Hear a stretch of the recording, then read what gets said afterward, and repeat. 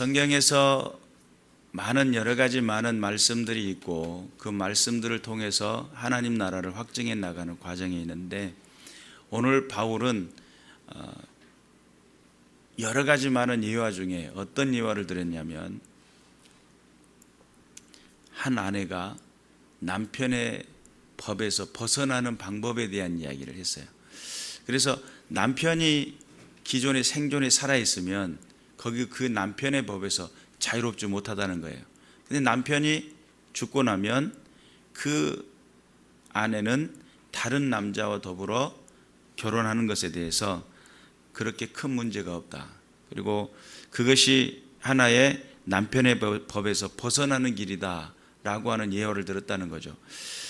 율법이라는 개념을 통해 가지고 이스라엘 백성들을 하나님께서는 부르셨습니다. 그리고 그 율법을 통해서 하나님의 자녀된 백성 또는 하나님의 백성으로서의 삶이 무엇인지를 알려주는, 하나님께서는 그 백성들을 부르셔서 그들을 선택하시고 백성 삼아주시고 그들 가운데 함께 임재하시고 또 그들을 통치해 주시는 하나님, 그 놀라운 하나님이셨던 그 경험을 통해 보여주신 하나님의 놀라운 그 은혜를 통해 그들의 역사 속에 생명의 근원 되신 하나님께서 그들에게 함께 일하시고 삶의 지침을 허락하셨는데, 그것을 우리는 율법이라고 불러요. 모세를 통해서 그 율법을 허락하셨고, 율법은 선택하신 백성들과 그 백성들 안에서 하나님이 되심, 하나님께서 하나님이 되시는 방법이시기도 했습니다. 그러다 보니까, 그리고 하나님 되심의 그 증표가 율법이었고, 하나님과의 관계 속에 맺어지는 약속이었어요. 그러니 율법이라고 하는 것이 결코 무시할 수 있는 그런 게 아닙니다. 우리가 율법 그러면 아주 율법주의자 해가지고 막 이렇게 율법이 잘못된 것으로 이야기를 하는데, 사실은 하나님의 자녀로서 하나님의 백성으로서 인생을 선택해 나가는 과정에 중요한 부분이었다는 거예요. 그리고 그들을 선택하시고 부르시면서 함께 그 이스라엘 백성들과 더불어 하나님께서 함께 살아가시는 그 방법 중에 한 가지가 율법이었다는 거죠. 너희가 율법을 지켜 행하면 내가 너희를 지켜줄 거다. 하나님께서 보호자가 되어주시고 하나님께서 그들을 지키시는 은혜라고 하는 사실, 율법이 구약 성경에서는 엄청 중요한 거죠. 그래서 하나님 백성으로서 어떤 삶을 선택할 것이냐, 어떤 기준으로 인생을 살아갈 것이냐 라고 하는 그 기준의 원칙이 율법이었다는 거예요. 그래서 하나님께서는 그 율법을 통해 가지고 당신의 백성들을 사랑하시고 또는 당신의 백성들을 징계하시고 하는 그 기준법이 율법이었습니다. 그래서 율법이라고 하는 것이 말 그대로 하나님께서 하나님 되어주시는 구약시대 때 아주 중요한 방법이라고도 볼 수 있었습니다. 그래서 하나님 앞에 율법을 지키게 되면, 하나님의 율법은 명령이잖아요. 그 명령을 지켜 행하면, 그 명령을 지켜 행할 때 하나님께서는 그들의 보호자가 되시고 또한 그들을 풍요롭게 만드는, 풍성케 하시는 하나님. 그래서 하나님 앞에, 말씀 앞에 바로 서 있을 때에 얼마나 그 나라가 강대해지는지를 보여줘요. 하나님의 뜻을 이해하고 생명 되신 하나님의 그 임재를 기대하고 그분의 임재를 통해서 함께하는 세대 가운데 일어날 때에 주변 나라들이 다 조공을 바칠 정도로 강대한 나라가 돼요. 그러나 하나님의 말씀에서 어긋나기 시작한 것 동시부터서 그 나라는 약소국가 또는 완전히 포로가 되는 국가, 흩어지는 국가, 다른 나라에게 조공을 바치는 나라로 전락이 되게 됩니다.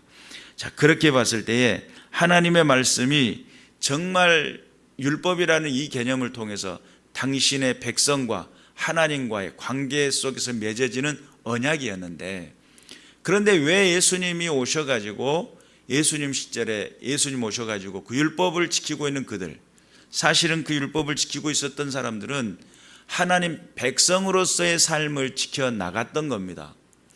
내가 하나님의 백성이야라는 기준 아래 이 율법을 지키는 거다라고 했을 때 그 율법을 열심히 지켰다고 생각을 했어요.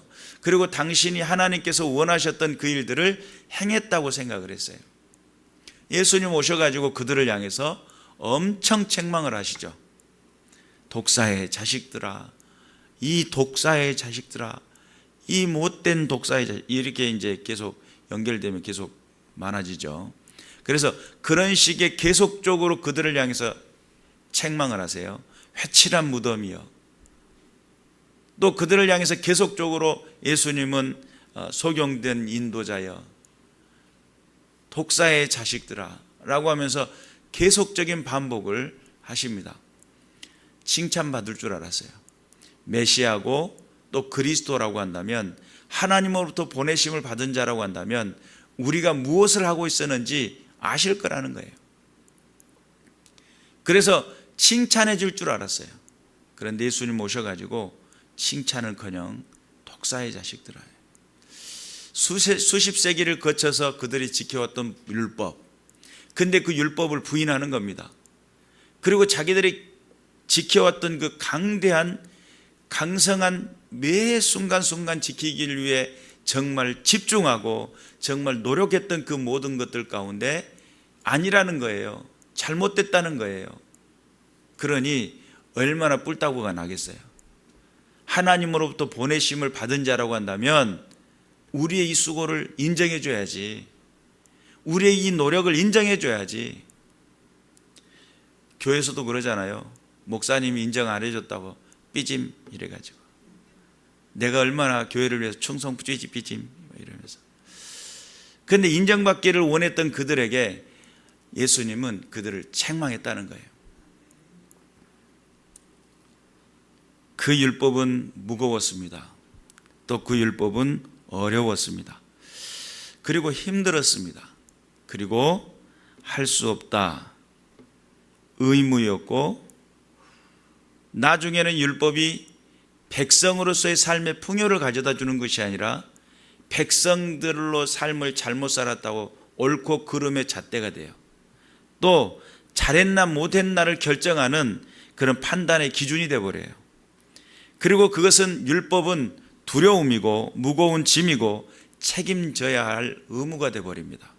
그러니 예수님 오셔가지고 그들의 모습을 보면서, 야, 너희 속에 자유가 있구나, 하나님의 자녀로서 정말 풍요로운 삶을 살고 있구나, 하나님의 백성은 과연 그렇게 해야지 라고 이렇게 이야기를 해 주셨어야 했는데 아니라는 거예요. 회칠한 무덤이라는 거예요. 속에는 송장밖에 없구나, 죽었구나, 이런 뜻이에요. 회칠한 무덤이라는 뜻은 너 지금 죽어 있구나, 이런 뜻이에요. 독사의 자식이라는 것은 하나님의 자녀가 아니라 너는 악한 영 어둠의 권세의 앞잡이구나, 이런 개념이에요. 쉽게 말하면 소경된 인도자여라고 하는 것은 네 앞가림도 못하면서 뭘 인도하겠다는 뜻이야, 이런 뜻이에요. 그러니 얼마나 그들에게서는 혼란을 가져다 주었을까. 바울은 그 부분을 어떻게 이해를 했냐면, 율법은 아주 못된 남편이었다는 거예요. 율법이 가지고 있는 그 의무와 그것이 하나의 옳고 그름을 이야기하는 정죄의 잣대가 되고, 또한 잘한 것과 못한 것의 판단의 기준을 삼아버렸던 그 율법은, 그 율법을 지켜나가는 백성들에게는 엄청난 무겁고 가혹하고 아주 못된 남편의 모습이었다는 거예요. 그런데 그 남편이 죽고 나니까 그 남편의 법에서 해방돼야 될 거 아닙니까? 근데 여전히 우리는 율법적인 삶의 자리에 묶여 있을 때가 많아요. 묶여 있을 때가. 그래서 오늘 바울 사도는 로마서 7장에 들어와 가지고 그 여인이 남편으로부터 해방될 수 있는 비결은 그 남편이 죽으면 남편의 법에서 벗어난다는 거예요.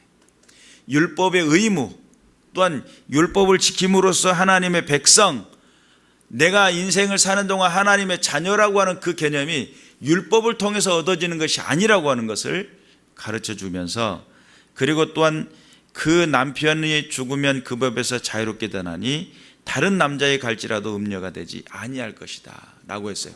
그러니까 불륜이 아니라는 뜻이에요. 그러면 남편의 그 못된 남편을 이제 죽고 나니까 이제 어떤 남편이 남았냐면 은혜로운 남편이 남았어요. 여기서 말하는 율법은 모세의 율법을 말하고요, 은혜로운 남편은 누구를 말할까요? 예수 그리스도에 관한 말씀입니다. 그래서 율법은 옳고 그름을 정하는 정죄의 잣대라고 한다면, 은혜는 우리에게 사랑으로 용서하고 용납하는 단어예요. 그리고 또한 율법은 무거운 짐을 진 내가 책임져야 될 의무라고 한다면, 은혜는 값없이 하나님께서 책임져 주시는 삶이에요. 그런데 이 은혜라고 하는 개념이 어떻게 다가오느냐라고 했을 때 믿음이라는 개념을 통해서 우리에게 다가옵니다. 여러분의 인생 속에 은혜의 삶의 자리로 나가시길 바랍니다. 그러면 지금까지 제가 여러분에게 말씀을 드렸듯이 나쁜 남편 율법, 예수님은 무슨 말씀을 하셨냐면 마태복음 5장 17절에 보니까 내가 율법이나 선지자를 폐하러 온 줄로 생각하지 말라. 폐하러 온 것이 아니요 완전하게 하려 함이라. 율법을 더 완전하게 하시겠다는 거예요. 그러면 이 율법이 도대체 뭐냐는 거는 그런 개념으로 들어가야 되잖아요. 율법이 도대체 뭔데, 그렇게 무거웠고 그렇게 힘들었는 그 율법이 왜 예수님은 그걸 아예 없애버리지, 그것을 통해서 새로운 더 율법을 더 강화시키겠다는 뜻이 도대체 뭔가, 더 완벽하게 만드시겠다는 거예요. 그러면서 예수님이 율법의 잘못된 것들을 계속 지적해 가면서 결국 보여주신 것이 하나님의 사랑입니다. 그래서 우리가 사실은 의무적으로 하는 것은 한계가 있어요. 내가 의무적으로 예배당 나오고 의무적으로 하는 모든 그 행위 속에는 그 의무는 내 노력과 내 수고 이상을 넘어가지 못해요. 그런데 내가 만약에 사랑해 가지고 시작하잖아요. 의무적인 것은 예배 시간 그 시간 맞추려고 노력하는 것이 의무라고 본다면, 사랑하잖아요. 시도 때도 없이 찾아와요. 항상 보고 싶어요. 항상 같이 있고 싶고요. 제가 사랑을 해보니까 그러더라고요. 낮에는 그렇게 시멘트 작업 일을 해가지고 피곤한데 새벽까지 이야기하다가 그 아침에 잠시 눈 붙이고 또 가서 일을 하는 거예요. 한 달 동안 그랬어요. 그러니까 여러분, 우리가 생각해 보면 우리가 보통 정신 가지고는 그게 어렵잖아요. 다행히 공부하러 앉아 있으라고 하면 못 앉아 있었을 거예요. 졸리니까. 근데 이걸 들고 가니까, 들고 가면서 졸 수는 없으니까. 우리가 생각을 해볼 것은, 사랑이라는 개념은 율법을 완성시키기에 부족함이 없습니다. 그러면 율법이 도대체 뭐냐라는 거죠. 이 율법이라고 하는 것은 하나님의 그 공의가 기초가 되어져서 만들어진 거예요. 철저하게 하나님의 공의가 기초가 되어져서 하나님의 그 길, 여호와의 길이라고 하는 그 길의 자리로 우리 인도해 가는 거예요. 하나님의 그 공의가 그 율법 안에 녹아져 가지고 여러 가지 많은 모습을 갖게 돼요. 공평이라고 하는, 또한 공정함이라고 하는 이것이, 의로움이라는 것이 그 자체 속에 공정하다라는 뜻이 들어있고 공평하다는 뜻도 함께 포함이 되어 있습니다. 그래서 우리가 하나님의 공의는 많은 사람들의 그 마음 속에 흘러갈 때에 사랑한다면, 내 이웃을 정말 사랑한다면, 또는 내 부모를 정말 사랑한다면 자연스럽게 공경함이 되겠죠. 내 부모에 대해 불만을 갖고 있다. 그러면 불만 품은 내용을 할 거 아닙니까? 내 이웃을 사랑하는 마음이 아니라 내 이웃을 정죄하는 마음을 가지고 있다면 그 이웃을 대하는 태도나 그 모습 속에는 이미 표현되거나 얼굴, 눈빛에서 다 나오게 돼 있어요. 그러니까 우리의 삶의 현장 속에서 우리가 의무적으로 만나는 사람과 정말 관심 있고 사랑해서 만나는 사람의 그 관계 속에는 차이가 확연하게 드러나게 돼 있어요. 예수님이 이 땅에 오셔가지고 율법을 완성시키는 데에 이 율법의 그 근간 속에는 공의라고 하는 개념이 들어있고, 이 공의라는 개념이 하나님 앞에서 다른 신을 섬기지 않고 오직 하나님만 바라보며 내 이웃과 더불어 삶을 살아갈 때에 그 이웃과 더불어 살아갈 때 하나님의 뜻, 하나님의 그 계획을, 하나님의 그 원하시는 방법을 만들어가고 확장해 나가는 데에 쓰임받기 위해. 그래서 내 이웃을 살인하지 말라, 간음하지 말라, 도둑질하지 말라, 이런 내용들의 어떤 십계명의 내용들을 보더라도 만약에 내가 정말 사랑으로 가득 차 있다고 한다면 그런 행위를 할 수가 없는 거거든요. 그러니 예수님의 율법 완성의 비결은 뭐냐면 사랑이라는 개념이 됩니다. 예수 그리스도가 이 땅에 오셔서 보여주신 그 놀라운 사랑이 십자가에서 죽어주심을 통해서 보여준 사랑이고, 또한 그 예수 그리스도의 십자가에서 오셔서 죽어주시고 부활 승천하시며 우리에게 그것을 믿기만 하면, 그것을 내 마음속에 받아들이기만 하면 하나님의 자녀 삼아주시고. 여러분, 세례 요한 이후로는 천국은 침노하는 자의 것이라고 그랬어요. 그럼 도대체 침노는 어떻게 하냐는 거예요. 천국 그려놓고 막 표창 던지고 막 거기 막 머리 박으면서 거기를 막 도전하면서 나는 천국 갈까 이런다 해서 가지는 겁니까? 그런 개념이 아니고요. 천국을 침노할 수 있는 방법이 있어요. 딱 한 가지, 믿음입니다. 믿으면 보여지는 곳이 하나님 나라예요. 내가 하나님의 말씀을 믿기 시작했잖아요. 그런 믿음을 통해서 말씀을 보고 그 말씀을 향하여서 기대하기 시작하면 하나님의 말씀은 일을 하기 시작해요. 여러분, 생명은 생명의 작용을 하게 돼 있죠. 내가 생명을 가지고 있으면 그 생명에 대한 무언가를 반드시 하게 돼 있어요. 살아있으면 먹어야 되죠. 또한 배출해야 되죠. 살아있는 동안에 그런 배출 이런 것들을 한단 말이죠. 살아있는 동안에 언어가 있고 행동이 있고 삶의 관계라는 것을 맺어나가요. 그렇게 봤을 때에 우리가 예수 그리스도의 생명이 내 안에 들어오기 시작하고 말씀을, 내 안에 정말 믿음을 가지고 하나님의 말씀을 바라보기 시작할 때부터서 자녀의 권세가 그때부터 나타나게 돼 있어요. 하나님의 자녀의 권세는 도대체 뭘까? 하나님의 자녀의 권세는 하나님 안에서 자녀로서 누리는 풍요죠. 그런데 그 누리는 풍요 가운데 하나님의 말씀이 기록하고 있는 그 내용들이 성경에 여러 구절들이 여러 군데의 말씀들이 기록되어 있잖아요. 그럼 우리는 그런 것들을 어떻게 경험하고 어떻게 그것이 우리의 삶 가운데 녹아질 수 있느냐라는 관점이죠. 먼저는 알아야 합니다. 모르는데 어떻게 해요? 하나님 뭘 내게 약속하셨는지 모르는데 어떻게 하냔 말이에요. 하나님께서 영의 그 새로운 것을 통해 가지고 영적인 세상을 열어놓으셨는데 믿음을 통해서만이 볼 수 있는 그 믿음의 세계가 내가 그게 안 믿어지는데 어떻게 보냔 말이에요. 하나님 나라를 갈 수 있는, 하나님의 나라를 경험할 수 있는 그 비결의 그 핵심 믿음입니다. 예수 그리스도의 십자가 사건도 믿을 때에 그것이 내게 해당이 되는 거예요. 너희가 믿을 때 성령을 받았느냐라고 할 때 내가 정말 믿음이 내 안에 들어오면은 자연스럽게 성령의 임재의 역사가 일어납니다. 성령의 역사가, 임재가 일어날 때 믿어지는 역사가 또 생겨납니다. 그러니까 우리가 하나님의 말씀을 기대하는 마음, 소망하는 마음, 그런 마음을 가지고 하나님의 말씀 앞에 나갈 때에 하나님께서는 우리 가운데 새로운 일들을 일으키신다는 사실을 믿으시기를 주님의 이름으로 축원합니다. 그래서 우리가 육신에 있을 때에 율법으로 말미암는 죄의 정욕이 우리 지체 중에 역사에 우리로 사망을 위하여 열매를 맺게 하였더니, 과거 예수 믿기 전에는, 하나님을 따르기 전에는 율법이라고 하는 그런 정죄 아래에 있을 때에는 우리는 사망의 열매를 맺었던 존재들이라는 거예요. 그런데 이제는 우리가 얽매였던 것에 대하여 죽었으므로 율법에서 벗어났으니 그러므로 우리가 영의 새로운 것으로 섬길 것이요 율법 조문에 묵은 것으로 아니할지니라. 율법 조문에 묶여있는 의무가 아니라는 거예요.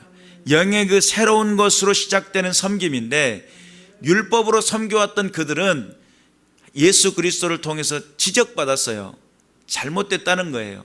고쳐야 된다는 거예요. 그런데 영의 새로운 것으로 섬기기 시작하는 이 섬김은 성령께서 내게 임재하시고 하나님께서 보여주신 그 사랑 앞에 내 마음을, 그 사랑에 내 마음에 녹아들어오고 나는 그분을 향한 기대감을 갖고 하나님 하실 일들을 기대하며 믿음으로 도전할 때에 하나님의 역사는 일어난다는 사실. 그래서 믿음이 내 안에 들어오고 영의 그 새로운 역사를 통해서 내가 그 풍요를 누리기 시작할 때에 여러분 믿음을 가지고 성경을 보셔야 돼요. 그냥 이 성경책 보니까 유익하다게 해가지고 그렇게 볼 것이 아니고 믿음을 가지고 하나님께서 오늘 내게 무엇을 하기를 원하실까? 하나님께서 내게 주시고자 하는 그 의미는 무엇일까? 하나님이 하실 일들 가운데 나는 어떤 부름을 받았는가? 여러 가지 많은 질문을 통해서 하나님 앞에 믿음으로 나가시길 바라고, 철저하게 하나님을 믿을 때에 보여주시고 믿을 때에 알게 하시고 믿을 때에 누리게 되는 복을 갖게 된다는 사실. 믿음이 선물로 찾아오고 그 선물을 풀어 헤치지 않으면 결단코 그 선물은 내 것이 되지 않습니다. 그렇잖아요. 25년 전에 받은 그 선물 포장지 그대로 뜯지도 않고 갖고만 있어요. 그 안에 뭐가 들었는지 모르는 거예요. 그런데 그걸 뜯어 풀어 헤친다는 것이 내가 그거 안에서 내게 준 선물에 대한 기대감을 갖고 믿음의 행위를 하는 겁니다. 하나님께서 우리에게 약속하셨던 그 약속들이 과연 성경책에만 기록된 약속이냐, 아니면 내 삶을 변화시키고 내 상황을 변화시키고 내 상황 가운데 함께 하시는 하나님의 임재와 그 능력이 나타날 수 있도록 축복하시는 능력이냐는 거예요. 우리는 말씀을 받을 때에 늘상 그것은 아무개가 들을 말씀 이렇게 생각해 보려면 안 돼요. 그 말씀이 내 안에 들어와 힘이 되고 내 안에 들어와 능력이 되고 라고 할 때 하나님이 약속하신 병든 자들은 장로들을 청할 것이요. 그럼 청해야 되는 거예요. 왜요? 기도하는 중보자들이 함께 모여 기도할 때에 역사는 배가 되기 때문이죠. 우리가 하나님 앞에서 주의 말씀 앞에 엎드리고 소망할 때 말씀이 우리에게 기록하고 있는 그 내용들에 대해서 기대하고 믿음으로 반응하고 그랬을 때에 허공에 외쳐지는 메아리가 아니에요. 믿음의 선포가 허공에 외쳐지는 메아리가 아니에요. 그것은 허공에 외쳐졌다고 느껴지고 허무하게 느껴진다고 한다면 네 안에 믿음이 없어서일 겁니다.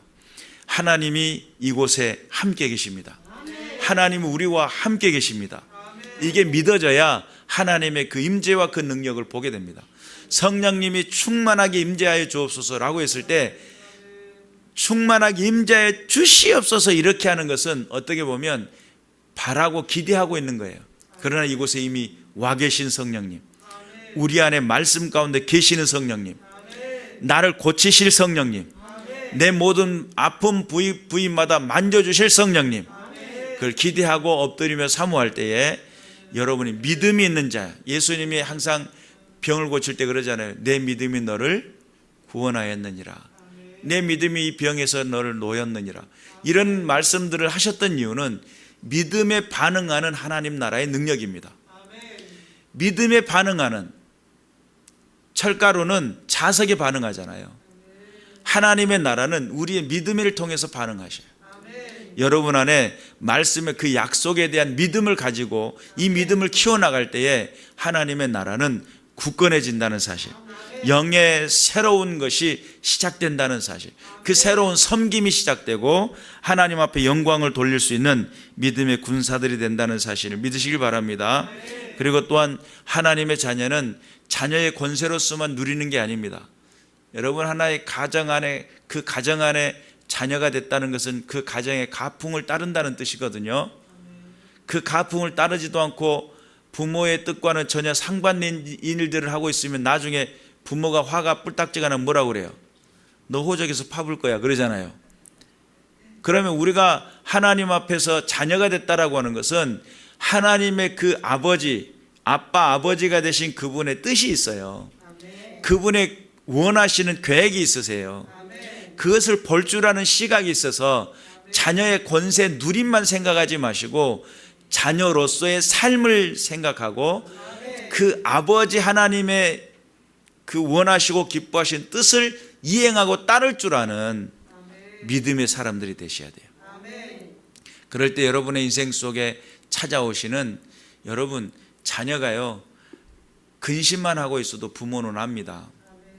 자녀가 뭔가 필요를 느끼고 있을 때 부모는 그걸 말하기 전부터 알고 있어요. 그 부모로서 할 수 있는, 우리 육신의 부모도 그런 부분들을 이해하고 도울 수 있는 한도 내에서 도와주는 거죠. 근데 하나님은 한도가 없어요. 우리는 기껏해야 할 수 있는 한도가 정해져 있잖아요. 카드를 써도 한도가 정해져 쓰잖아요. 그런데 하나님은 한도 없는 VV 카드를 갖고 계셔가지고 얼마든지 우리 인생 속에 허락하실 수 있어요.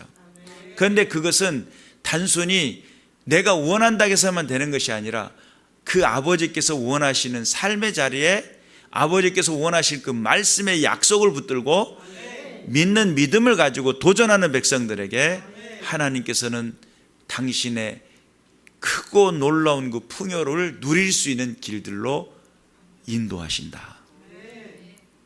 왜 나에게는 하나님 앞에 기도를 하는데 응답이 없느냐는 거예요. 어떤 목사님이 그러시더라고요. 믿는 믿음의 사람들이 예수님이 하신 믿는 사람들은 예수님이 하신 일들보다 더 큰 일들도 할 거라는 그 말씀을 보면서 교회를 운영하는데 재정이 좀 부족하더래요. 재정 놓고 손을 들고 축사를 해가지고, 그런데 재정이 막 불어난 것이 안 되던데, 나한테 이제 그렇게 이야기를 해요. 안 되던데. 이거 접근하는 방법을 좀 더 아주 조심스럽게 접근을 하셔야 돼요. 하나님께서 일하시는 방법은 우리들에게 눈앞에 보여지는 어떤 기적, 이적 이런 개념이 아니고 내 안에서 믿음을 부어주셔요. 내 안에 믿음을 부어주시면 그 믿음은 하나님께서 하실 일들을 하게 만드는 능력의 통로의 길이 된다는 사실. 애매모호하죠. 믿음으로 기도했는데 이건 안 일어나고, 이 사람의 관점은 어디 있어요? 여기에 있는 거예요. 주 앞에 있는 것이 아니고 여기에 있는 거예요. 기적과 이적이라고 하는, 당시 예수님을 십자가에 못 박혀 죽게 만들었던 그 많은 바리새인이나 사두개인이나 헤롯 왕, 기적을 보여봐라. 가나안 혼인잔치 때 주었던 그 술이 그렇게 맛있었다는데, 그런 기적이나 바라고 있으니까, 그러게 되면 사실은 먼저 그의 나라와 그의 의를 구하라. 나머지 것은 주님이 채우시는 거죠. 하나님 나라를 위해서 이게 옳은 거냐, 옳다고 한다면 맡길 줄 알아야 돼요. 하나님께서 하실 거라는, 하나님께서 축복하실 거라는, 지금 당장 내 눈앞에, 그래서 하나님의 은혜와 능력은 손으로 쥐는 게 아니라고 그랬죠.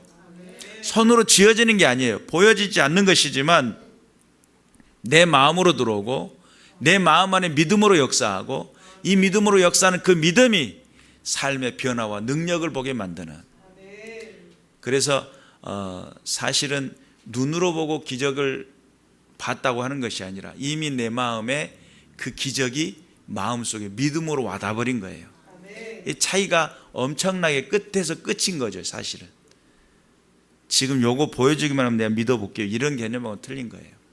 하나님 앞에 우리의 영의 새로운 섬김이, 성령의 임재와 역사를 통해 우리를 축복하실 그 은혜와 능력이 우리 삶 가운데 풍요를 누릴 수 있도록 좋은 교회가 이제 새로워질 필요가 있습니다. 예수 생명이 넘쳐났으면 좋겠습니다. 정말 우리 가운데 하나님의 그 살아계셔서 역사하신 그 은혜가 역동했으면 좋겠습니다. 그래서 몇 년 전부터서 계속적으로 이야기하고 있는 내용들이 하나의 구체화가 되고 실체가 되고 하나의 힘이 되고 능력이 되어 하나님 앞에서 든든히 세워져 나가는 믿음의 군사들이 될 수 있도록 주님의 이름으로 축원합니다. 기도하겠습니다.